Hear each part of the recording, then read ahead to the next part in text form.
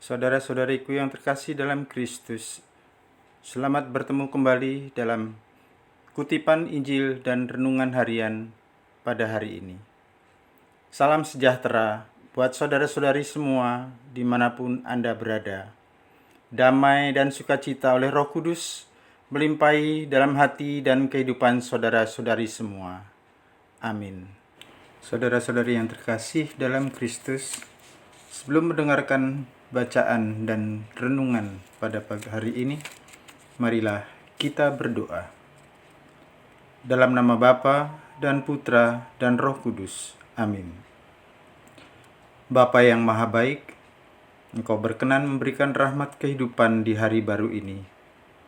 Kupersembahkan hidup dan segala rencanaku hari ini. Berkatilah aku dengan kuasa-Mu yang kudus. Tuntun aku pula dalam segala kebaikan-Mu, sehingga menjadi berkat bagi keluarga dan semua orang yang kujumpai hari ini. Demi Kristus, Juru Selamat kami. Amin. Bacaan dari kitab Bilangan, bab 13, ayat 1-2, ayat 25 sampai ayat 33, bab 14, ayat 1, ayat 26 sampai ayat 30, ayat 34 sampai ayat 35. Ketika bangsa Israel dalam perjalanannya sampai di gurun Paran, bersabdalah Tuhan kepada Musa, "Suruhlah beberapa orang mengintai tanah Kanaan yang akan kuberikan kepada orang Israel. Dari setiap suku, hendaknya kau utus seorang dari antara pemimpin mereka. Sesudah lewat 40 hari pulanglah para pengintai itu. Setelah menjelajahi seluruh negeri itu, mereka langsung menghadap Musa dan Harun serta segenap umat Israel di Kades, di padang gurun Paran. Mereka melapor kepada keduanya dan kepada segenap umat dan memperlihatkan hasil negeri itu. Mereka bercerita, 'Kami sudah masuk ke negeri Kanaan yang harus kami selidiki itu. Memang benar negeri itu berlimpah-limpah susu dan madunya, dan inilah hasilnya. Hanya saja bangsa yang diam di negeri itu kuat-kuat, dan kota-kotanya berkubu serta sangat besar. Juga keturunan enak telah kami lihat di sana. Orang Amalek diam di tanah Negeb, orang Het, orang Yebus, orang-orang Amori diam di pegunungan.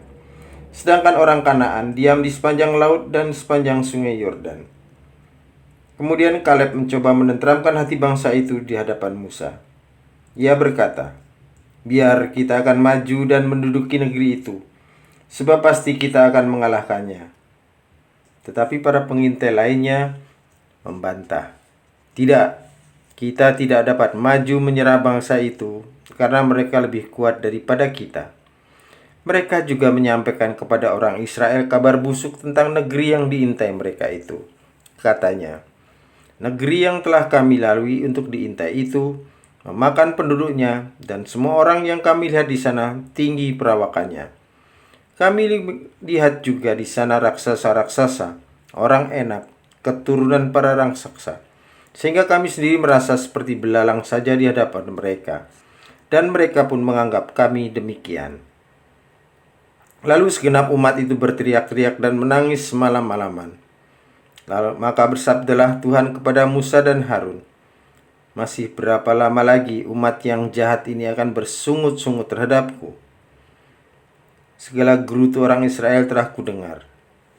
Katakanlah kepada mereka, demi aku yang hidup, demikianlah sabda Tuhan, aku akan memperlakukan kalian sesuai dengan kata-katamu sendiri. Di padang gurun ini bangkai-bangkaimu akan berserakan, yakni semua orang di antaramu yang sudah terdaftar, semua tanpa kecuali yang berumur 20 tahun ke atas. Karena kalian telah bersungut-sungut di hadapanku. Sungguh, kalian tidak akan masuk ke negeri yang dengan sumpah telah kujanjikan akan kuberikan kepadamu, kecuali Kaleb bin Yefun dan Yosua bin Nun. Kalian telah mengintai negeri itu selama 40 hari. Sesuai dengan jumlah itu, 1 hari dihitung 1 tahun. Jadi 40 tahun lamanya kalian harus menanggung akibat kesalahanmu, supaya kalian tahu bagaimana rasanya jika aku berbalik daripadamu. Aku, Tuhan yang berkata demikian. Sesungguhnya aku akan melakukan semuanya itu terhadap segenap umat yang jahat ini, yang telah bersepakat melawan Daku. Di padang gurun ini mereka akan habis, dan disinilah mereka akan mati. Demikianlah sabda Tuhan. Syukur kepada Allah. Mazmur tanggapan. Ingatlah akan Daku ya Tuhan, demi kemurahan-Mu terhadap umat. Refren. Ingatlah akan Daku ya Tuhan, demi kemurahan-Mu terhadap umat. Kami akan nenek moyang kami telah berbuat dosa. Kami telah bersalah. Kami telah berbuat fasik. Nenek moyang kami di Mesir tidak memahami perbuatan-perbuatan-Mu yang ajaib. Refren. Ingatlah akan Daku ya Tuhan, demi kemurahan-Mu terhadap umat. Tetapi segera mereka melupakan karya-karyanya dan tidak peduli akan nasihatnya. Mereka dirangsang nafsu di padang gurun dan mencobai Allah di padang belantara. Refrain. Ingatlah akan Daku ya Tuhan, demi kemurahan-Mu terhadap umat. Mereka melupakan Allah yang telah menyelamatkan mereka, yang telah melakukan hal-hal besar di tanah Mesir, yang melakukan karya-karya ajaib di tanah Ham, dan perbuatan-perbuatan dahsyat di tepi laut Teberau. Refrain. Ingatlah akan Daku ya Tuhan, demi kemurahan-Mu terhadap umat. Maka ia mengatakan hendak memusnahkan mereka, kalau Musa orang pilihannya tidak mengetahui di hadapannya untuk menyurutkan amarahnya, sehingga ia tidak memusnahkan mereka. Refrain. Ingatlah akan Daku ya Tuhan, demi kemurahan-Mu terhadap umat. Haleluya, haleluya. Seorang nabi besar telah muncul di tengah kita, dan Allah mengunjungi umatnya. Haleluya, haleluya. Semoga Tuhan beserta kita, sekarang dan selama-lamanya. Inilah Injil Suci menurut Matius, bab 15 ayat 21 sampai ayat 28. Dimuliakanlah Tuhan. Pada suatu hari Yesus menyingkir ke daerah Tirus dan Sidon. Maka datanglah seorang wanita Kanaan dari daerah itu dan berseru, "Kasihanilah aku ya Tuhan, anak Daud. Anakku perempuan kerasukan setan dan sangat menderita." Tetapi Yesus sama sekali tidak menjawab. Lalu para murid Yesus datang dan meminta kepadanya, "Suruhlah wanita itu pergi, sebab ia mengikuti kita sambil berteriak-teriak." Jawab Yesus, "Aku diutus hanya kepada domba-domba umat Israel yang hilang." Tetapi wanita itu mendekat dan menyembah Dia sambil berkata, "Tuhan, tolonglah aku." Yesus menjawab, "Tidak patut mengambil roti yang disediakan bagi anak-anak dan melemparkannya kepada anjing." Kata wanita itu lagi, "Benar Tuhan, tetapi anjing-anjing itu pun makan rempah-rempah yang jatuh dari meja tuannya." Bersabdalah Yesus kepadanya, "Hei ibu, sungguh besar imanmu, terjadilah bagimu seperti yang kau kehendaki." Dan seketika itu juga anaknya sembuh. Demikianlah sabda Tuhan. Terpujilah Kristus. Saudara-saudari yang terkasih dalam Kristus, salam damai dan sejahtera, sehat dan bahagia selalu bagi kita semua. Saudara-saudari yang terkasih, firman Yesus pada hari ini mengajarkan kepada kita tentang kualitas doa dan kualitas hidup. Adakah cara lain yang lebih baik yang dapat diajarkannya, kecuali dengan menggunakan sebuah contoh hidup kepada kita? Injil pada hari ini menjadi bahan yang baik bagi permenungan tentang hidup kita masing-masing, di mana kemampuan untuk bertahan dalam segala situasi. Sering terjadi orang mudah putus asa karena tidak diterima oleh orang lain atau komunitasnya. Memang menyakitkan dan tidak mudah. Namun, perempuan Kanaan dalam Injil pada hari ini membuat kita bisa mempunyai cara pandang yang berbeda. perempuan Kanaan itu dianggap sebagai orang yang betul-betul tidak dianggap dan tidak dihargai. Sebagai orang yang tersingkir, hina, dan bukan bagian orang-orang yang berada di sekitaran Yesus.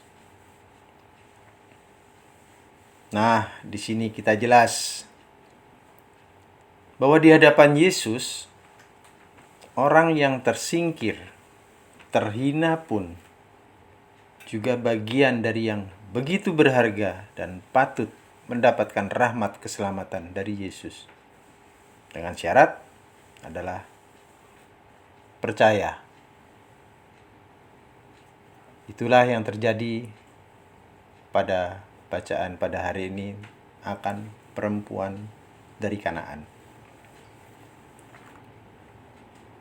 Kata perempuan itu, "Benar Tuhan, namun anjing itu makan remah-remah yang jatuh dari meja tuannya."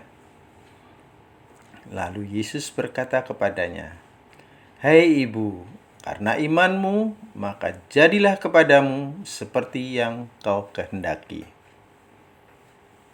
Seketika itu juga anaknya sembuh.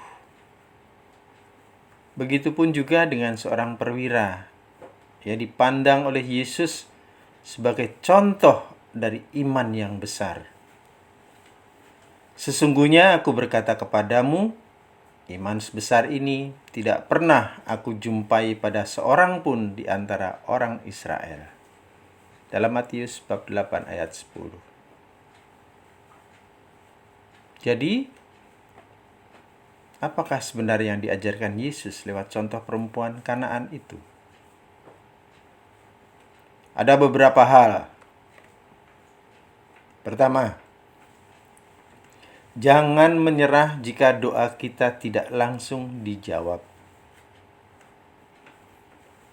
Kedua, Allah menguji untuk mendapatkan yang terbaik dari diri kita. Ketiga, janganlah kita mengancam Allah atau membuat tuntutan-tuntutan dengan doa kita.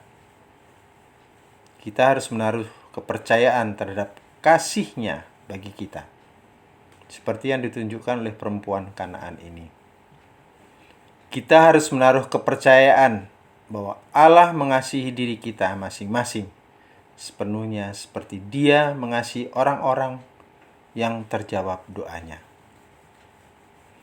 Dapat saja Tuhan melihat bahwa kita membutuhkan pertumbuhan nyata dalam iman dan keberanian, dalam hal kesabaran dan ketekunan. Percayalah, Allah melihat bahwa kita kiranya membutuhkan keutamaan-keutamaan ini lebih daripada hal-hal lain yang kita mohonkan. Semoga selamat berkarya, selamat beraktivitas, sehat selalu, berkah dalam, Tuhan memberkati. Kemuliaan kepada Bapa dan Putra dan Roh Kudus, seperti pada permulaan, sekarang, selalu, dan sepanjang segala abad. Amin. Dalam nama Bapa dan Putra dan Roh Kudus. Amin.